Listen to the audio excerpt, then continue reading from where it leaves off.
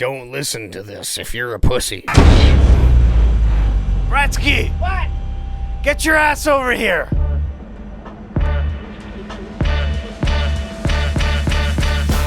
All rise! It's the VIPod! Come get it while it's hot! Season 2 is just gonna smell like a fried chicken fire log in here. Squirt. Squirt, squirt, squirt, squirt. You know what our listeners want to hear? What? I don't know either. Where's that cactus? We should just have the cocaine song as our intro. What the f***? I'm an immigrant. Did you just try to play footsie with me? You know who I really hate? Tommy, I am your father. Oh, so now we're doing movie quotes? Yep. Run, Bretzky, run! Are you recording? Yep. No, but really. Are you recording? Yeah. I get it. I see what you're doing here. You may be seated. I am the greatest one, Wayne Bretzky, and I'm here alongside the Tommy Show 1.0. This is the VIPod. Tommy? Hello. Loads. Loads. Oh, shit. Oh, that went everywhere. That's a squirter. I love these non-alcoholic beers. I got to go to work, and we do have a special guest later on that we were kind of drinking these in honor of too. So we'll talk about him a little bit later. But for now, welcome to episode 44. 44, eh? Shit. I know. I can't believe we're doing this for 20 people. Are we that old? I know, eh? For fuck's sake. No, actually, we have a bunch of new listeners, actually, which I'm super excited about.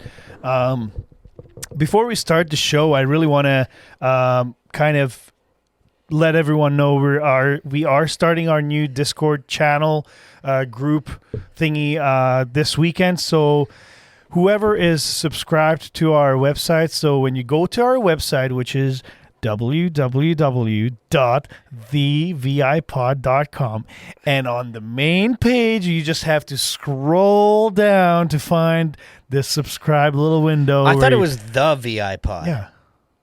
Oh, you said the. Oh, fuck you. I'm an immigrant, remember? But yeah, so some people had a hard time finding the subscribe button where you just literally, it says enter email, enter name, subscribe. You just had to scroll down a little bit, but so I figured I'll let everybody know. Please subscribe to our website, and you will be sent a email with the link to our Discord group chat. We have couple new things in there maybe, and just kind of organized little channels, and we're going to be shooting the shit on there, and basically people that subscribe to our channel, YouTube channel, will get the video, as well as people that subscribe to our email list. So you'll get a link to our video podcasts. So, and I was thinking, since so few people were subscribing, I feel like they're probably just a bunch of introverts. And so to go along with the launch of our new Discord chat, I created a new fragrance, actually, a new cologne, if you will, for introverts. It's called Leave Me the Pho. It's Leave Me the Pho cologne. Nice.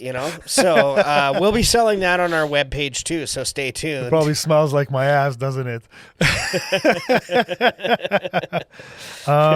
Where do you think I get the essential oils from? From the chair that I sit on. Squeeze it out. Oh, gross. Oh, no. That is nasty. Oh, no. And we're canceled. Yeah, we are. Hey, well, there's a lot of people that are into weird shit, so let's not go to that. These are heavy. Yeah, they're thick. They're good. Oh, my God. They're reusable. Jesus. I was like, oh, it's like red Solo Cup, but it's green. And I'm like, I pick it up. It's got some weight to it. I got the red one. And the red one and the green one all have a bunch of little tiny Manitoba towns that co-ops are in. We're plugging co-op now out of nowhere. And then this one is Heart Local. And this I have one a blue one too, and I think the blue one also has more towns. That's pretty cool. But they were- Saskatoon? What? Like, give me, I don't want that. Fuck Saskatchewan. Yeah, but there's also like Notre Dame de Lourdes. There we go. Okay, I'll Like, drink there's out of lots this black of one. fun towns on there, too. Oh, these are cool. Yeah. First, I picked it up. I thought there's like something in it. I'm like, what? Did you pour me a drink already or something? And no, it's just they're heavy plastic. So Today I was surfing around on Facebook, and I came across something. Apparently on Super Bowl Sunday, which is this Sunday coming up. woo. And oh my God, like I don't normally I'm not a big NFL guy. Like I will watch the Super Bowl and the halftime show and all that. I'll go check all that out. But this year, like I'm actually excited because it's the Bengals and the Rams. Bengals have never won it before, and Rams haven't been good for 20 years, and they used to be super fucking cool. So that's going to be cool. And then for the halftime show, That's what I'm looking you've got forward to. Dr. Dre, Eminem, Snoop Dogg, Mary J. Blige, Kendrick Lamar, and I There's feel like I'm one more. Yeah. forgetting one more still. Yeah. But it's going to be a should be super good, yeah. cool halftime show. No, I'm looking forward to On it. top of that, but then I saw today that the Foo Fighters have decided they are going to do an online virtual reality show Oh shit. immediately after the Super Bowl. So they're going to do like this live concert, and it's through Facebook Meta. Oh, okay. It's through Meta Online or whatever you call it. So you're getting zucked. But yeah, if you have one of those like VR headsets or whatever, you can put that on and you can literally watch the concert Oh, that's pretty cool. like as if you were there. And I'm pretty sure you can probably also, if you don't have one of those, just stream it. Yeah. fucking Facebook Live it. Nice. So that'll be super cool. I'm super stoked for this Sunday now. Man, those Americans know how to put on a party, though. I look forward to it. So, speaking of American people, I'd like to introduce our next guest. And fuck, I'm so sorry if I say this wrong, but like I believe he's from Colorado. Okay, he's nodding. Yeah, he's nodding. Yes. Okay, I remembered correctly. His name is Blake Thomas, and he's known as Lil Ron Rocks on TikTok, and that's where I met him. Blake, welcome. Welcome to our show. So, do you listen to our show? So, I had to listen to your show because a little birdie told me that you mentioned me from the get-go. So I had to check it out and see for myself what the show is all about. And it's an amazing show, and it's funny, Yes. and it's unfiltered, and it's raw, and it's authentic. Okay, that's I'm very happy that you like our show, and Being from Colorado, what is South Park like? You know, the funny part is, same with snowboarding. I've been in Colorado all my life, never been to South Park. what? Wow. And I've only snowboarded once, and I've lived here 28 years. So, Jeebus. Damn it! Road trip? so Yeah. that might have to be my. You know, next when road I trip lived in just because. BC, I lived on a ski hill for a few years, so I can show you guys a thing or two. How to roll Now- down the hill? I know how to do that. Yeah, you ever watch those saying, is videos it where a the guy hill or drops a out of the mountain? helicopter and then just tumbles down the hill? That's me. Now listen. Those baby hills, those bunny jumps don't count. Okay, you going through your sled, there's round this sled, that doesn't count. That's right. So, Tommy, why don't you tell... Actually, not Tommy. Lil Ron Rocks, why don't you tell us who you are and what you do and Yeah. why Yeah, of Tommy course. asked you to come on here?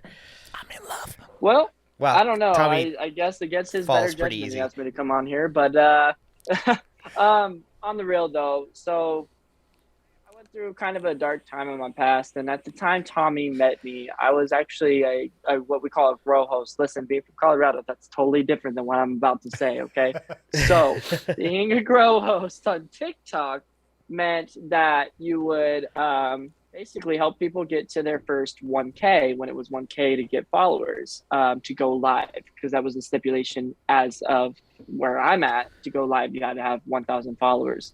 Cool. You had to have a couple other stipulations too, but that's one of the main ones. So be of age, all these things. right. So at that time, I was going through a battle with depression, addiction, mental health just really, really peak of that time. And, I found something I was really good at, and I just started doing that. And Tommy picked me out of the crowd for some reason, and I ended up getting him to his first 1,000 followers. So that was awesome. Yeah, that was pretty. Yeah, it was pretty random. Like, I was just going through the lives because, like, again, I was on TikTok for about a year, and I didn't see the point of TikTok. I'm like, fuck this, And then it was literally, I was at work at night, I think, or I don't know if, no, I think it was a weekend. I was just kind of like going through like the lives. I'm like, what are people? Some people are dancing and some people are drawing. I was like, okay, that's pretty cool. Like I started watching those videos first. And then, yeah, I just came across, it was you and Emily with Bev. You guys were chatting. And I mean, Emily's boobies were like popping out. So I'm like, okay, I'm going to stick around for a second, or two. And then, next thing you know, like we really, pretty much all three of us, we hit it off. And I was like, oh, shit, there is another purpose of TikTok, See, and it's weird because I feel like I picked Tommy out of a crowd, kind of like he did to you. And then the weird thing is he accepted it, and that was one of his worst judgments that he's made. That's what I was going to say. I feel like Tommy is an amazing person, but full of bad judgment, apparently. Yeah, I don't know why you even talk to us, but no, and so you said that you were going through, like, you're battling a bunch of demons basically, right? And so did TikTok kind of help you with all that too, or? Yeah, actually, to get kind of real on that, I mean, in anything in life with career paths, you have a platform, and let's just say that platform is life, right? And so you have all these different directions you can go, and that's TikTok. TikTok, there's so much variety of people on there. It's hard not to find something that you like. And originally, I was one of those people too. I'm like, same with Twitter. To this day, I still I've ever had a Twitter. If I did, I'd delete it real quick. I didn't understand the point. Yeah. I have it, but I don't use it. Actually, no, the only time I use Twitter is when there's few times I had to bitch to the city of Winnipeg because the roads were absolutely horrible, and I like took a video and tagged them, and like within 2 weeks the roads were fixed. So the only time, coincidentally, the only time I really used Twitter is when the Winnipeg Jets came back, and I remember their first game, and I was like, well, maybe this will make me understand it. And I got Twitter, and just the amount of people like tweeting about stuff that was going on in the game, like Bufflin fucking just leveled a guy 3 seconds into the game, like just freight trained him, and like stuff like that, and like all of these comments were going off, and I was like, I finally understand this. And then I just didn't follow up on it. Yeah. Never mind. I still don't get it. Basically. Well, and that's basically how TikTok was. Is that it was that trend that everybody did, so I didn't do it because contrary to popular belief, I'm not one of the trendsetter. I don't really care. Like, if it catches on with something I'm doing, cool. But I'm just like whatever. So I'm on there for about a good 4 months, and I posted a couple of things. I wanted to get on there originally for spoken word. I've been doing spoken word for 8-9 years. Cool. That was stuff. originally, that's originally what I want to do. I can't sing like my wife can. I can't rap like Surreal can. Yeah. I can only use words in an authentic, fluid way. So there you go. That's my path. But with TikTok, that was my path. I thought, man, good at being a grow host, and I was actually in a couple of different grow hosts lives that I was like, man, I bet I could do this. I talk fast anyways, sounding like an auctioneer, and getting people friends is easy. Little did I know it's a lot harder, and you end up, we call it bananaed, when you get removed from your account for temporary use due to terms and conditions that are very vague and you don't understand why. But it to the point where I was in active addiction. I just met my roommate, which is how I ended up finally putting the bottle down and waking up. When I met my roommate, I was in traffic control, living the 9-to-5 dream, right?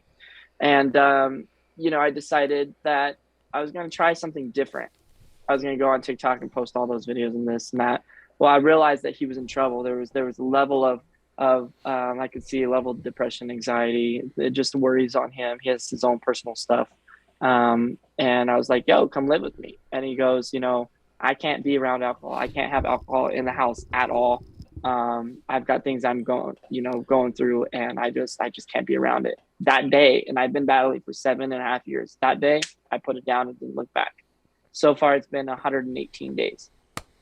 So, yeah. That's awesome, man. So one of the things I learned about that was that sometimes in life, it could take the person closest to you to destroy some things, and the person furthest away from you to bring you back into yourself. Yeah, you know what I mean? Totally. And so with Grow Host, that took me out of it. But then I kept getting my account taken away over and over again. I'm like, there's gotta be something that, you know, I can do that's not going to do this, because this is my outlet. You know, somebody said, find an outlet. Well, that was my outlet. My outlet had just gotten taken away. I was crushed and I didn't see the point. So it took a couple of days, and actually I just started venting online, and they're like, dude, you should be a motivational speaker. I was like, well, I have to have a degree. I have to have a piece of paper that says, you know, I'm something, or I'm who I say I am. So you printed one out. Piece of paper that says you're motivating. But, you know, yeah, exactly. I printed one out just for that. Motivational speaker. Big bold letters. If you can become a priest online, That's why right. not anything Exactly. else, right? Exactly. No, I made my own. Remember, I'm not about joining other things. I gotta do my own thing. But, you know, at the end of the day, when I met Tommy, I was going through a tough time and transition, and he saw me go from a Grow Host to a person that talked very authentically, at least in my eyes, that I am, and I drifted into motivational speaking. So that's what I've been doing currently. Yeah, I know. And I saw some of your new videos, and I love your video about making your bed in the morning. Mm-hmm. Oh my God, I was going to say the same thing, because today after work, I decided I was going to go through your TikTok a bit just to make sure I kind of knew what By you the were way, all about. he joined TikTok. He joined, I know, I saw that. You have no idea how excited I was. and so I watched some of your video, and that was a really good one. I really liked the ones about making your bed and stuff. And I remember seeing a video actually similar to that 4 or 5 years ago on the internet, and it was an old army general or something like that, and he was saying, if there's one thing you do with your day, make your bed. You know, wake up in the morning and make your bed, and you do that, and then at least you've completed a task. And once you've completed a task, you know, you can always go and complete another one. But even if you don't, you've completed something, and you know, it's a great start. I remember seeing that army guy. I don't necessarily follow that. I'm not going to lie. I don't almost ever make my bed, maybe once or 3 times a month, maybe. Not going to say other Baby people steps, baby steps. I'm not going to say other people around here don't do it every single fucking day. Well, Because so that would be a credit definite to- lie. But I try once in a blue moon. Yeah. To give credit to the Admiral, the first video that I did, I actually looked up "Make Your Bed" on TikTok, and that was the first video that came up. So I made a video about that with him in the background. I couldn't promote it on TikTok or anything because of copyright, all this, that, and the other, right? But I didn't need to. The point was made, and if it gets 15,000 views or 4,000 views or 1 view, it doesn't matter. The people that need to see it. Yeah. So yeah, that's what I saw. It was a graduation ceremony, and he said, you know, it gives you that one sense of pride that no matter what, throughout your day, you come back and something was accomplished, something was organized, something was put there by you. Yeah. So you can have that sense of pride in yourself again, and to know that it's not so chaotic. And Yeah, that's you can't just say you did nothing with your day. exactly, because you took the time out to do the one most monotonous, minuscule thing that you think. But after a long, hard day, honestly, it doesn't matter if we're men, women, whatever. After a long, hard day, there's nothing better than coming home and feeling proud of yourself that you did something, and just releasing your emotions, whatever it could be. And So I started that trend. Well, I don't know if I started on TikTok. I haven't seen any. It doesn't mean there is anything, but it's one of those things where it doesn't have to be making your bed. It's take the message from it that it's instilling some self-pride and self-worth in you.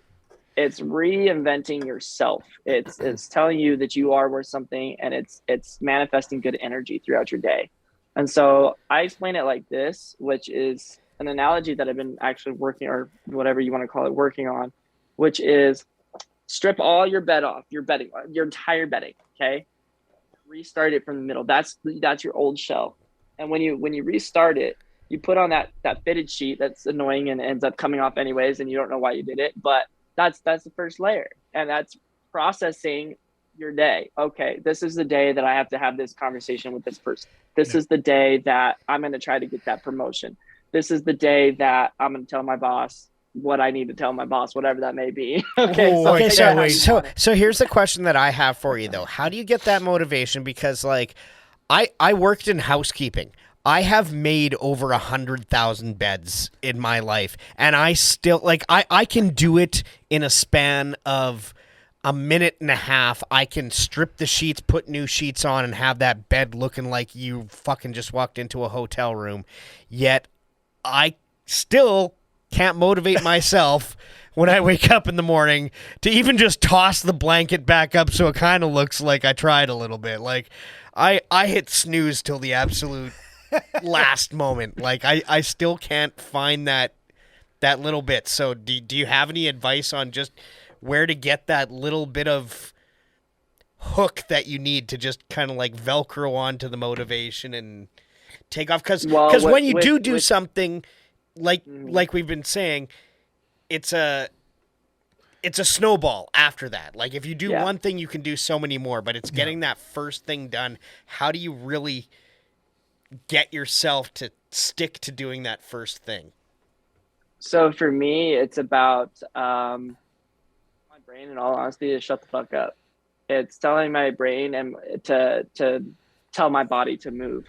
We have such a strong subconscious telling us these negative things that come from our brain and our body, our mind, body, and spirit, right?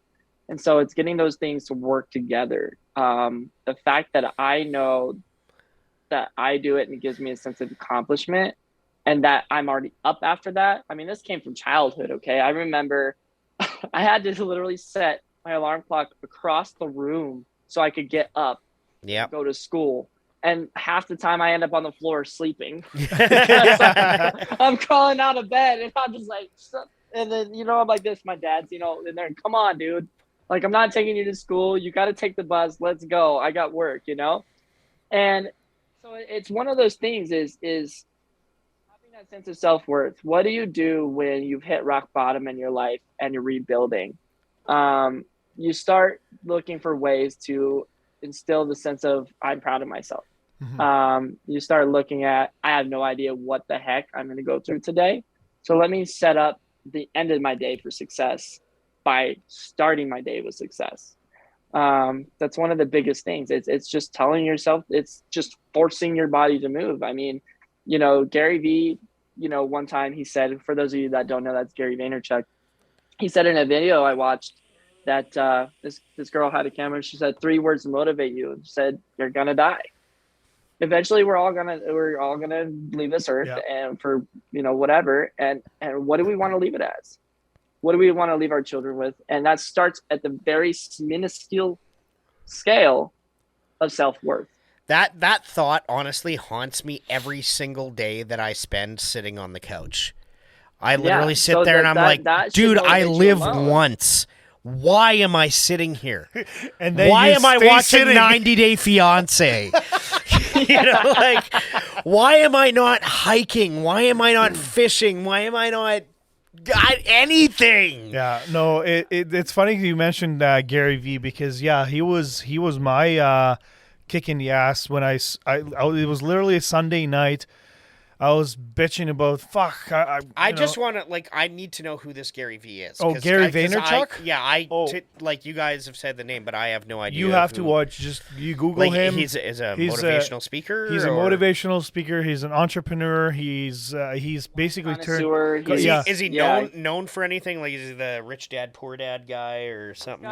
He's got Wine Library TV that he originated from. Actually, his dad owned a liquor store that he turned profit. I'm not going to say the numbers because I don't want to be inaccurate on them. But he made it like a huge profit, yeah. Yeah, he turned his dad's already established business into an even more established business. And so he started out actually with Wine Library and doing that stuff. And he's one of those guys that he'll predict like, okay, you know what? There's this new platform in 10 years. This is going to be huge, so you want to invest right now into this platform. It sounds like shit. No, he's big into NFTs right now. Like he's got his own NFT VFriends, and and I don't think he's ever been Don't get me wrong. There's money to be made in NFTs, but I still shake my head at them. Yeah, I'm not gonna touch that subject. Yeah, but so this was a Sunday night where I was just like literally in bed, like going to sleep already, and I'm just like, fuck, tomorrow's Monday. I fucking hate Mondays, and I'm just scrolling through Facebook and this video. This is for people who hate Mondays. I'm like, all right, I'm just going to watch it. And then the first line is like, what if I told you this was your last Monday of your life? Would you still pout on the couch and bitch about it that you got to go to work? And I was just like, holy fuck, that hit me hard. I was like, yeah. So since that day, when I worked on days, I would come to work and I'm like, hey guys, how's it going? They're like, oh, it's fucking Monday. I'm like, I love Mondays, And they're like, the fuck is people wrong hate with you when you say that, eh? Yeah. They fucking okay. So I have that's the way it is. I have a friend who owns a business, and she used to always post that on Facebook about how much she loved Mondays and how much she loved Mondays. And then one day I figured out it's because they were closed Mondays. Like that was her Saturday because they were a restaurant, right? So I was like, oh, you sneaky but little. But the thing is, it's really like, you know what? If you're a 9-to-5 job kind of a guy, well, you look forward to the weekends. That's your time. If you're a business owner, you don't have a weekend. But you do have input on your attitude, though. Absolutely. And so, I was just like really like trying to picture. It's like, okay, I only have to be here for 8 hours a day, and how many hours do you have? Exactly. You have, and you have 24 hours. So you know what? I need to put in these 8 hours because this is what pays for my whatever I need for the rest of the hours I have left. So whether it's food or the house, or we're going out to a concert or anything, I need this job to get that shit done. So I really started changing my mentality about that. And actually also there's a bunch of other videos that I watched from him that kind of got me on the path of following my own business and my dreams, and just basically saying like, you know what, if you want to work 9 to 5 and that's all you want to do, great, good for you. But if you're gonna sit on the couch, don't expect all the riches of the world when you're doing you're gonna sit on the couch, do nothing, and bitch about it. Well, why does he have this? Why? And he's saying like he has no life. Like he works 20 hours a day sometimes, and but that's why he has what he has now, and he can take the day or week or a month off to go do whatever the fuck he wants, because the rest of the time he busts his ass. Yeah.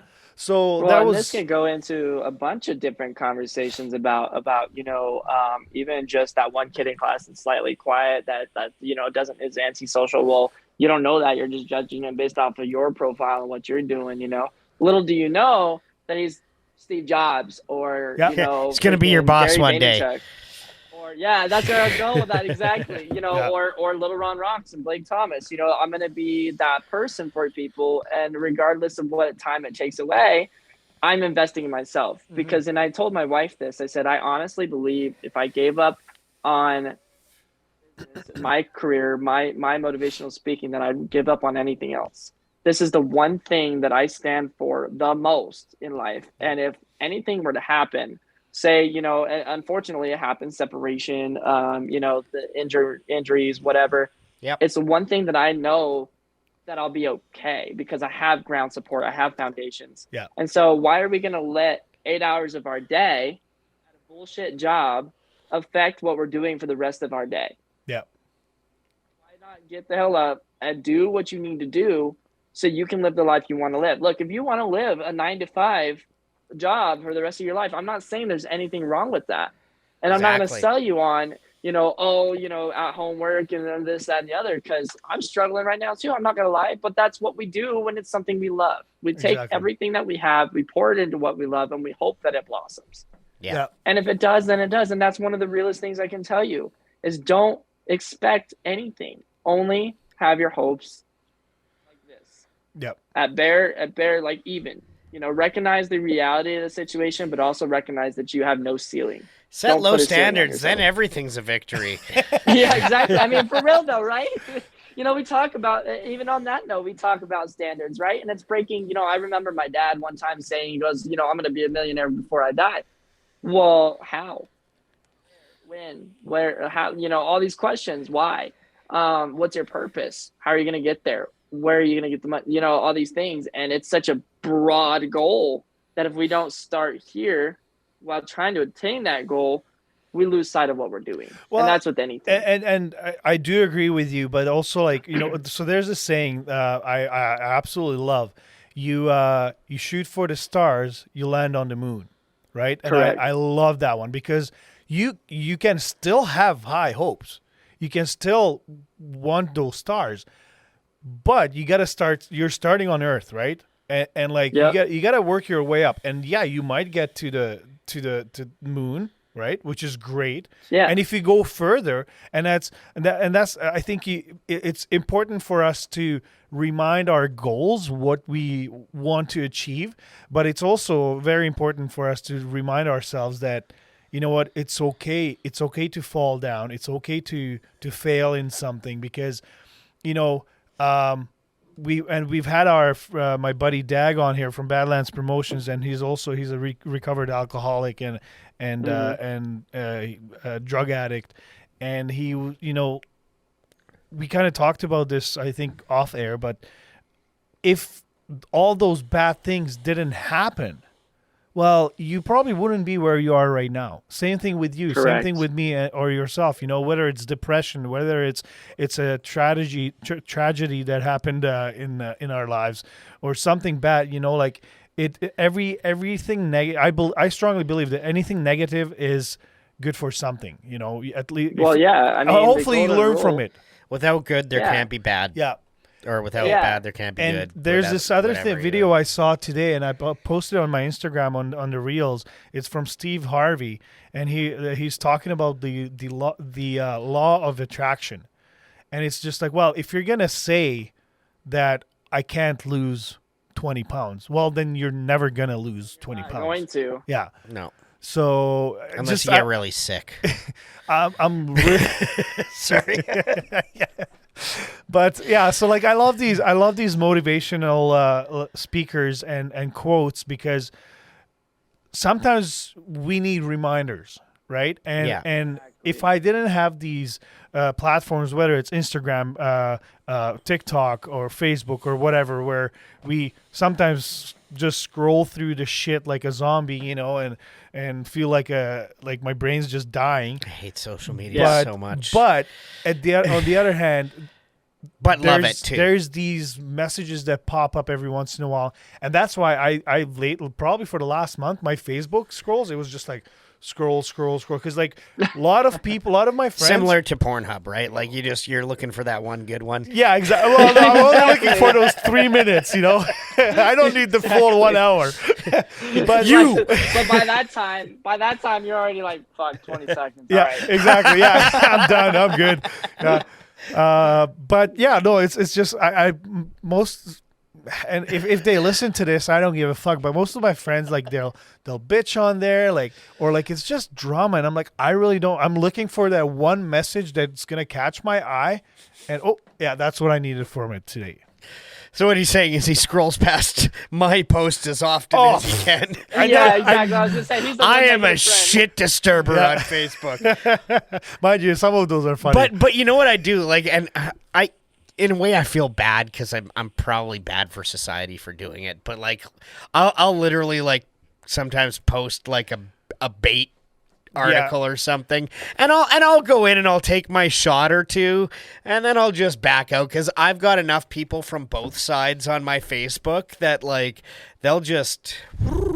Yeah, you'll sit there and eat popcorn and watch. Yeah, basically, it keeps me The entertained. thing that I wanted to touch on from that, in all realness, is that a lot of people don't want to talk about, societal, mental health. Whether that be if you're happy and validated and you're like, sweet dude, I just want to tell somebody that I did this today, like, sweet, this is cool, or whether you're like feeling really down, right? Yeah. Like one of the biggest things I've ever heard, and forgive me for if anybody knows the source, let me know. But one of the biggest things that I've ever been a part of hearing was people don't listen, they listen to reply. And a lot of those things we talk about is that if you're walking a grocery store and somebody's like, hi, how are you? And you're like, good, thanks. Whatever. Okay, cool. But what about that person who's like, dude, I've had a shit day. Okay, awesome. Have a great day. Like, not a lot of people do that. And that's Facebook scrolling. And then something catches your eye and attention. That small crowd is what I work with. In a sales class one time, they actually trained us, don't call somebody and ask, how are you doing? Because people feel like they have to say, good, I'm okay. And nobody's going to be like, oh man, it's terrible. Like, life has just been Let me shit tell lately. you about my shitty day, right? So they're like, don't corner people. Like, and when you ask them, if shit's not going good, they're going to be like, oh no. And then you've automatically put them in a negative mood, and then now you're going to try to sell stuff to them. Yeah. Right? So like, it doesn't work. So there's a thing like that with motivational speaking too, is that I don't want to put people in a horrible mood, but then you also want to motivate them to be better, but then you also want to recognize and validate their emotions and respect them for who they are, right? So how do you do that? And the way, that's universal. You can do it in plenty of ways. Whatever works, right?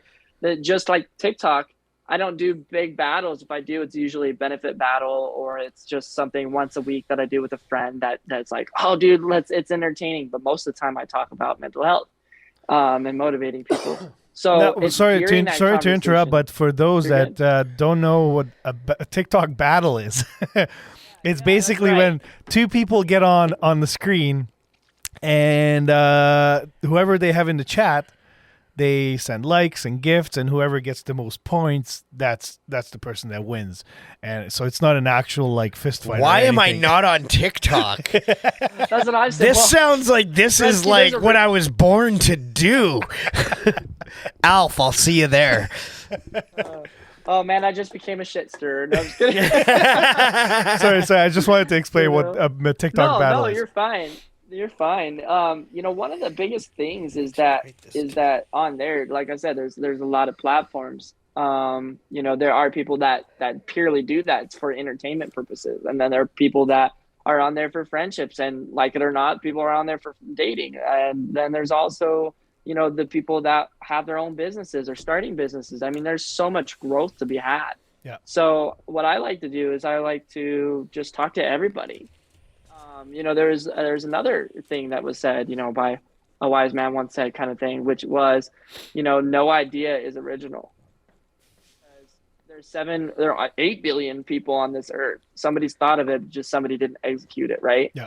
And so it's listening to everybody, taking all these things and doing it my own way.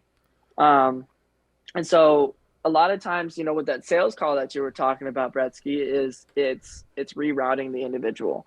It's teaching them how the product or motivation can be beneficial for them. Just like you asked me earlier, you said, how do you get yourself up in the morning? Yeah. How do you get yourself to do that? Now it's because people depend on me to make those videos. Like, I'm not even gonna lie, but and there's what roadblocks there too. But it was, I needed a way to process things myself. I needed a way where I didn't feel sorry for myself. And just like sat there and didn't do anything all day. And that was making my bed. Well, now I'm already up. Guess I'll take my morning piss. Okay, well, I already did that. I guess I'll go make a cup of coffee. See, one thing I've noticed too is I try as much as I can to look at my phone. Because one thing I noticed was, like, you know, sometimes you wake up in the middle of the night, right, and you have to go to the bathroom. If I just wake up and go to the bathroom and go back to bed, fall back asleep. If I wake up and go to the bathroom and look at my phone while I'm doing it, wide awake. Mm-hmm. Yeah. Oh, It's yeah. like I'm not going back to sleep. Some sense and of I've noticed it. engagement. I've noticed it in the morning too. Well, or the blue light or whatever it is. But like, if I can just force myself for like 10 seconds to just stare at that screen, it's like drinking a coffee. Yeah. You know, like all of a sudden it's just like whoosh. And Well, you're before awake. that, we had magazines, right? We had newspapers and magazines and things like that before, like smartphones that we were able to do. You know, But they didn't and light for that up in one your random face from bed. No. Yeah. Like No. 20 years ago, I couldn't have done it. You know, like Well, that's what I I'm saying. I All- couldn't all have of rolled this- over and just like opened the newspaper and woken up. That Well, wouldn't you have can, worked. but you need a little flashlight, and then then somebody would smack you. I'd need daylight savings time. I'd need that early morning sunlight to wake me up, and that does honestly to this day work. Like I have a lot harder time waking up in the morning in the wintertime when it's dark in the morning than in the summertime when I wake up at 6 a.m. and the sun's already like above Burning, my yeah, house. Exactly. I've lived 28 years, and I just found out probably last year that not everybody has daylight savings, like the spring forward and fall back thing. Yeah. I just learned that. I'm like, wait, they don't? What is life? I've been doing this for 28 years. You know- what are we doing? The thing is, there is a province in Canada that only gets a half an hour change. That's Newfoundland. Yep. Yeah. Like, how Interesting. stupid is that? But I think mean, it's the only real- Newfoundland, not Labrador, right? Yeah, like, I think it's only in the news. like I think Labrador is the full hour, but Newfoundland Yeah, is it's the- kind of weird. or but I the was other just way like, around. Oh my or, god! Like, really? You just couldn't go for or the I full could be hour? completely wrong. I don't know. I'm literally making up facts right now. I think it's one of those provinces. Yeah. But you heard it here, so it's true. Yeah, exactly. Believe everything, believe everything. What you guys find interesting to know is that even out of all this, like, and I'm not even thinking of it, it's just there's just motivational things that I'm coming up with as we're talking. It's not even just coming up with. I take like messages behind words that people are saying. And even like the daylight savings and the phone and everything, that just tells me that we need to be distracted from our own thoughts, that we need to wake up, and that our own thoughts and our own moral ideas, whatever, not morals, excuse me, but about ourselves, about life or whatever, that's what stops you from making your bed and getting up and doing the first thing that you need to do. Yeah. So if we can take that 5 minutes in the morning just to Stu Massengill, who you guys should look up to, up and coming motivational speaker. He's freaking amazing. I did a 5-day Better You in 2022 challenge. Incredible. Okay. Did this much work on it. Like literally, like it's crazy. But one of those things that it shocks me to know is that we are very distracted from our own things. So if we can just learn how to process them and then go through them, then it's a lot better. Mm-hmm. For sure.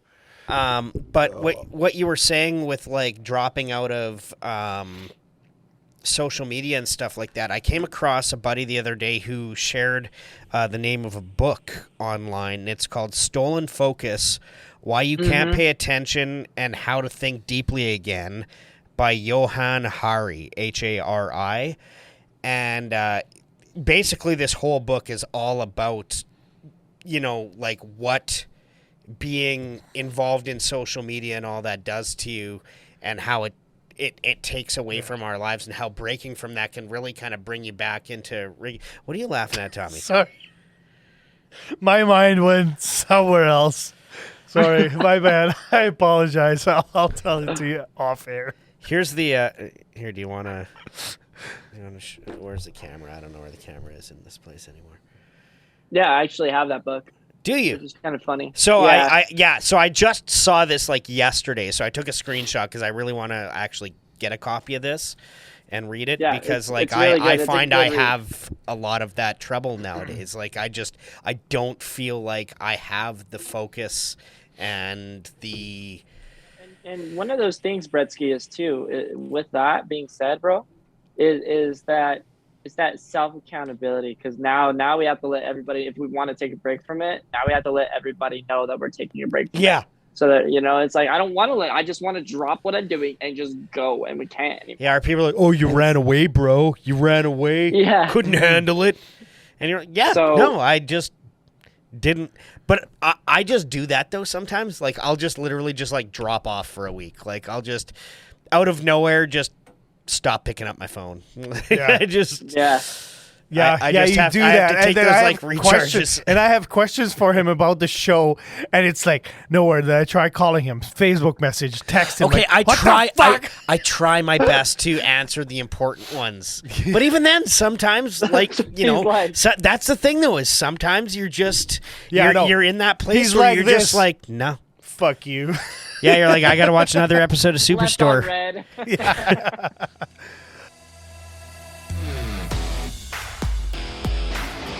The Pizza Oven is dedicated to the highest quality pie that the whole family can enjoy. With their amazing sauce and the freshest ingredients, the Pizza Oven is here to provide quality and a great tasting pizza to Winnipeg and East St. Paul. They use a delicious blend of mozzarella cheese and make their pizza crust daily, both thick and thin, and their meats are proudly provided by Winnipeg Old Country.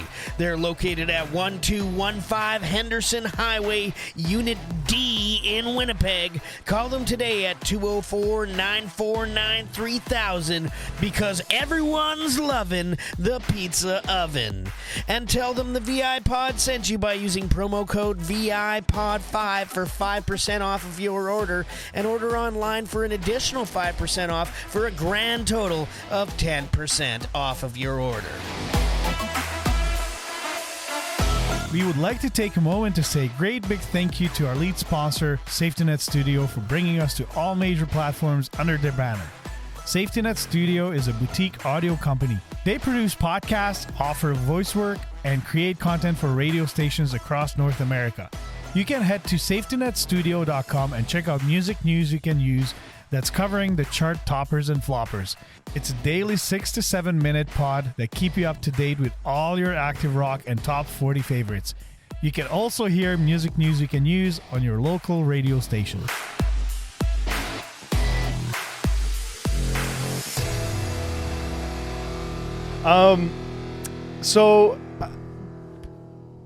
I'd like to just touch a little bit on your addiction that you've dealt with. Like, how long or when was the first time that you kind of realized that you might have a problem? Until, honestly, when they say blackouts happen, it wasn't until I literally couldn't remember crucial things that I've done. Mm-hmm. Going to work, for one. Where like I was a functioning alcoholic, so I never drank on the job, but I always drank either before or after, whatever, like the night before, and still somewhat drunk or intoxicated and whatever when you wake up. Yeah. I don't remember driving there. And then when I started like the shakes and feeling anxiety from not having it, I mean, withdrawal within a day. When I started, this is all within like a week of each other. When we talk about addiction, it's closely related to dependency. When I realized that I was skipping meals in order to drink, and when I was unemployed for 5 months due to what's going on in the world today, yep. I would literally find $2-3, and that could buy you literally a half pint or a pint of the cheapest vodka or cheapest beer, malt liquor at the highest percent that you can get. I would literally do that. I would go out of my way to make sure that I could do whatever I needed to do. I lost 15 pounds, and I'm already a skinny guy. Yeah. So what did you do to, distract yourself from doing that? When that urge came up, like what was your strategy to be like, okay, I'm gonna instead of taking this $5 that just landed in my lap out of opportunity, instead of going to the liquor store now and buying this, what did you do? Like, did you start reading books? Did you start playing video games?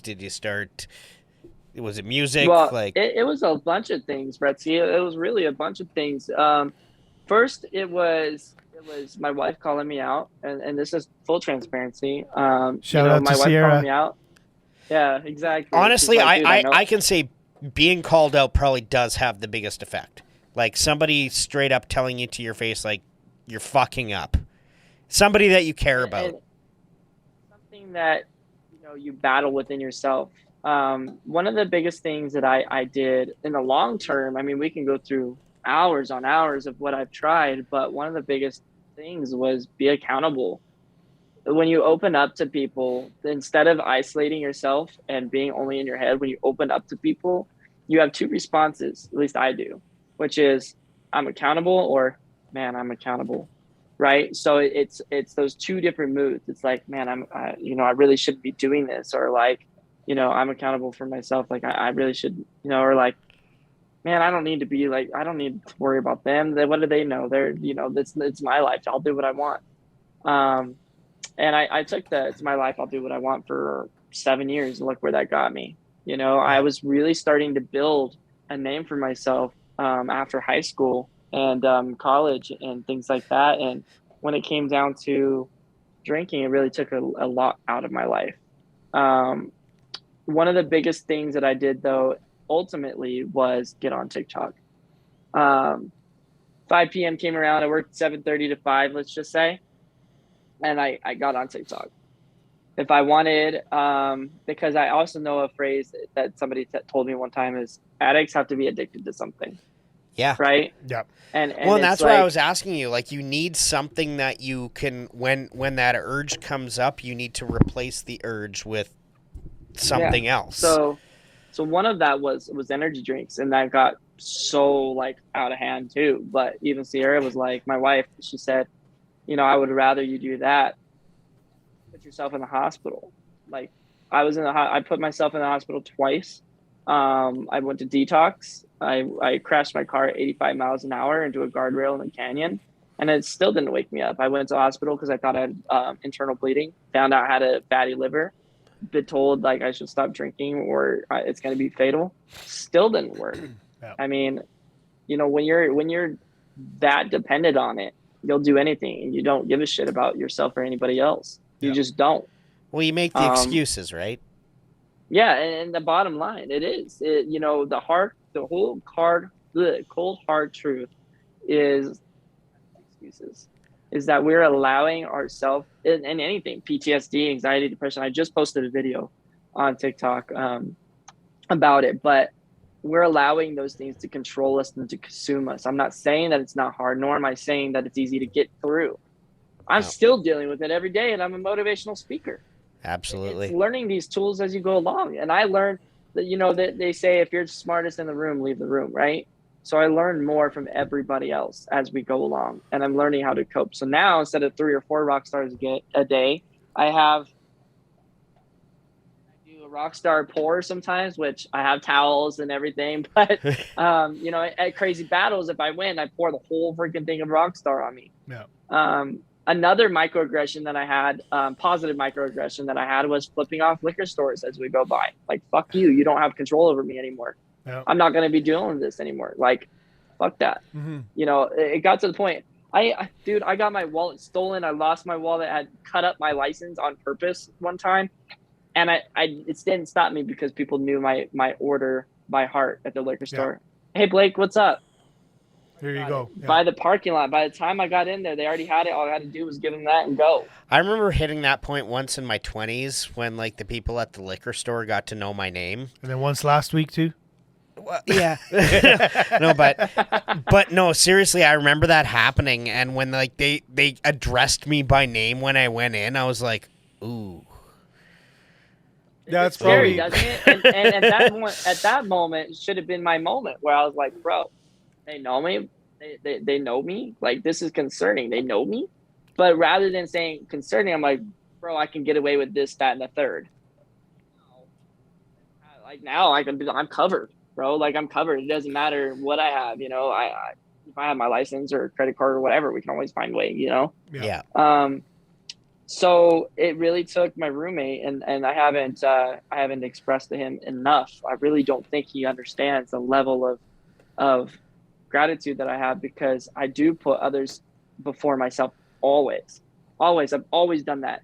Sierra tells me all the time, she says, you would literally give the shirt off your back if you didn't have a shirt, whereas I know I have another shirt at home that I can wear.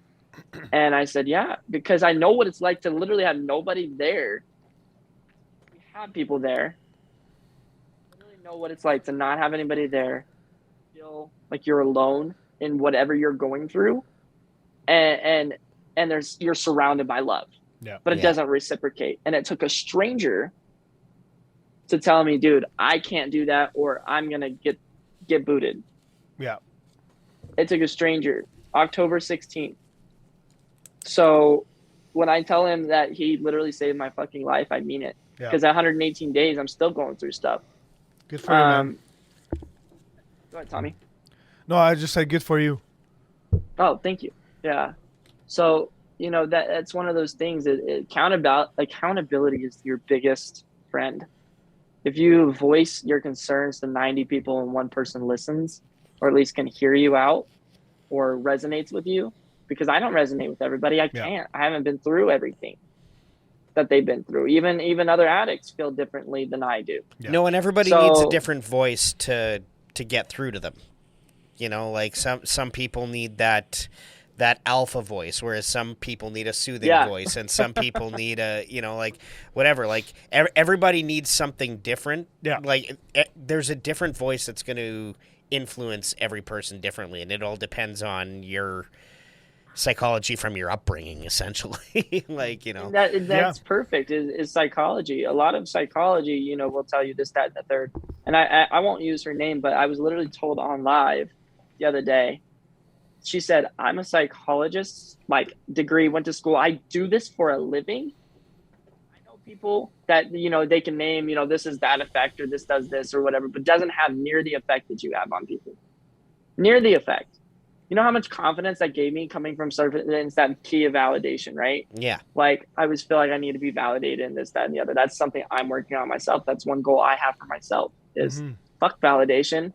I know I'm good. I know the way I talk is authentic. So at the end of the day, if somebody wants to listen to me, that's cool. And if it doesn't resonate with you and what you're doing, there's 60 other platforms that you can go to. Absolutely. Yep. It's not letting your audience control you. It's telling your story and hoping that your audience resonates with that story. Yeah. So what's your plans right now? Are you starting your own business, or you're just going to try to use the platforms to motivate people? Tell us about it a little bit. Yeah. So I reserved a couple of different Instagram handles, TikTok handles, YouTube handles, things like that for a couple of opportunities just in case, because it's like that one idea. But what the most solidified idea I came up with was to have Zoom events where it's going to be an hour or 45 minutes to an hour. And the morning motivations that I do in the morning are going to be transferred to Zoom. It's going to be a paid event, and we're going to either have motivational talks, Q&As, discussion, guest speakers, things like that. Kind of like a podcast, but through Zoom. Yeah. With that being said, is this. We motivate people.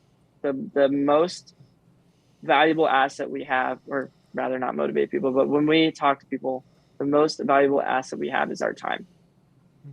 We spend 8, 10, 12, 15 hours a day to hopefully push forward somebody to boost them up into their own success and to help figure out what success is to them.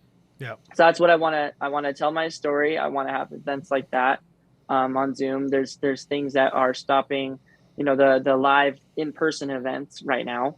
But at the end of the day, I see myself pushing forward and motivating people through my story and just doing different chapters of my life and where I've gotten through and hopefully boosting them up through that.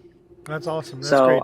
I mean, you're already motivating Bretzky right now, because as you can see, he's prepping for what we're about to try something weird here. So last week on the show, we lost our guest at the last minute, so we had to call in someone special. So we got my sister to just come and shit talk me for the whole episode. But one of the ideas I wanted to try was everybody, when you're growing up, you had that one family recipe that you grew up on that you thought was the shit, but everybody else thinks is super weird because nobody else ate it.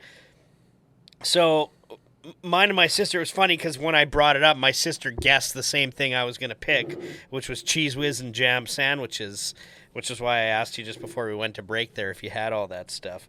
I mean, I have bread, I have a slice of cheese, and I have jam. So You could try it with a slice of cheese, but I I think mean, you need the American You need melted the- yeah. cheese, like the need the- Velveeta or whatever. Do you guys have Cheese Whiz there or in the States? Yeah, we have okay, that. okay, yeah.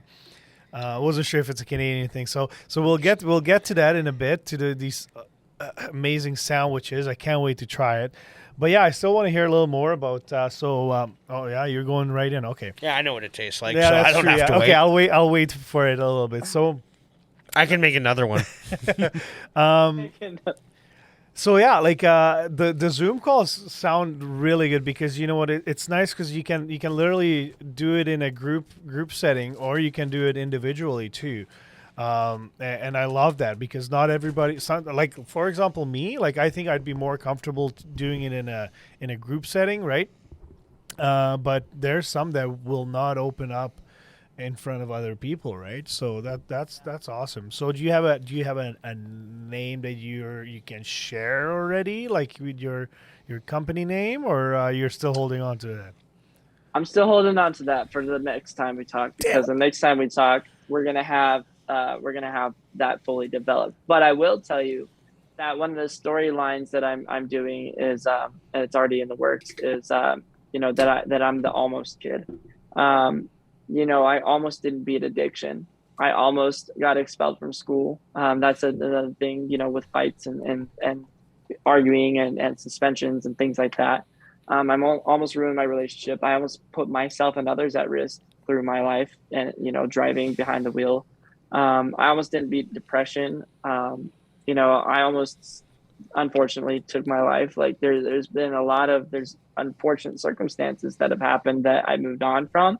And every single time the universe has looked out for me in some sort of way. So I want to express those, and I want to start doing that, because I think it's important that you don't have to hit rock bottom in order to build yourself back up. Mm-hmm. That there's so many stories and trials and tribulations of people that started from nothing, or that people that, they lost everything and they built their way back up. But what about the people that are struggling silently, that are average day Joe or Jane, that come through and they're like, dude, I have no idea what to do. It kind of closely relates to my dad having, money, right? It's like we try to qualify for things growing up, and we made too much to qualify, but too little to survive.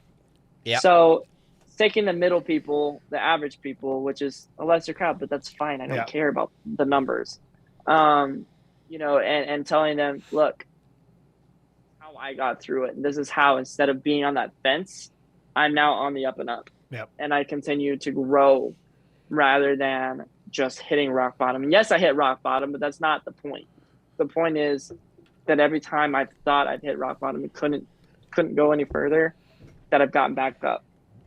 So it's going to be a couple of different things. I'm also working on a podcast with one of my moderators through TikTok, which is kind of funny because she took 2 weeks off and I had no idea where she was going. When I started doing motivational speaking and keynote speaking on TikTok, she came back. I was like, where have you been? And she goes, actually, what's funny is that I came into this talk and I've been working on a podcast for the last 2 weeks about motivational speaking. She didn't even know I was doing that. Yeah. So that was kind of cool because TikTok tells you who's in your live for the most part, unless you're just scrolling through. Yeah. But it's kind of epic. Yeah, I definitely see this going places. And I do see myself by the end of the year, this year in 2022, I see myself on a stage. Nice. A stage, whether it's a virtual stage or a basement stage, I don't care. As long as it's in front of people, and even if it's in front of my wall, I don't care. I see myself formulating things that need to be said and heard. That's awesome. Yeah, that's good for you, man. I really hope everything lines up and you hit your goal as soon as possible. And on the subject of being clean and staying clean, when we had Dag on the show a couple weeks ago, we tested this. I don't know if you've ever tried it, Ron. It's called Soul Brew, and basically there's a whole line of stuff like this now where they are basically cocktails that are or not cocktails, They're but called they're elixir.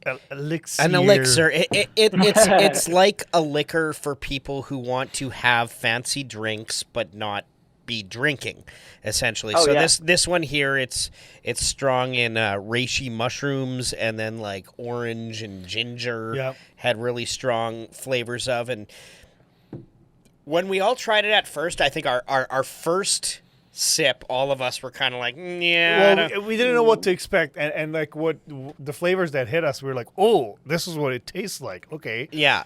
But as the show went on, and we kind of like we were having it on ice, and you'd sip at it for a little while, and it was very much in a way like a cocktail, like Yeah. the way the Yeah. flavor works and all that. Like it was like you were kind of sipping on a whiskey, Yeah. but different, Yeah. like a different booze. And I was just going to ask you if you've ever tried any of these and what your opinion on them was. So I haven't. I don't know if we have Soul Brew, but the number one is O'Doul's, right? O'Doul's is like known pretty much everywhere. Yeah. And even that technically has 0.05 or Yeah. 0.5% through the fermentation process, but there are options. There's one of my friends. She was like, I have a list of recipes, and we call them mocktails, right? Yeah. Because it's like that. So when you asked earlier about what have I done to kind of replace that in a way, it's not just TikTok, it's energy drinks, right? It's the strong taste. Yeah. So it's something that we're accustomed to our taste buds reacting to. So if we can reactivate that and reenact it in our head, we can actually trick our brain into that, right? Yeah, because So you take a sip of it and you're like, whoa! Yeah, exactly. You're like, okay, man, I need more, right? Like it was like, man, Yeah. and then your tolerance gets this, that, and the other. But that is a really positive outlook on things, is to replace it and healthier concepts. Energy drinks is not healthier in like almost any other way. I can't tell you that. Yeah. I can't tell you that it isn't. But what I can tell you is that I go through my day thinking, man, I need an energy drink right now. Man, I've had a hard day. I need an energy drink. Mhm. Man, I can't put this energy drink down. It's so good. Like, man, this, that, and the other. But I can tell you that it has aided in the release of not drinking. I don't think if I didn't have energy drinks or caffeine, which is technically, if we really want to get technical, a drug too. But Yep. if I didn't have that, I don't think I could have gone pure cold turkey. I really don't. And matter of fact, it's kind of dangerous to do that without sure. being Absolutely, monitored. yeah. Well, But yeah, Soul Brew is epic. I'm gonna try that out. so I'm gonna try now this sandwich that he made me. So it's a sandwich with cheese whiz And jam. It's a I have to post a video about it. raspberry jam. Any so, jam will do, though. okay, let's try this. I mean, talking about strong taste. I'm making another one. I already had mine.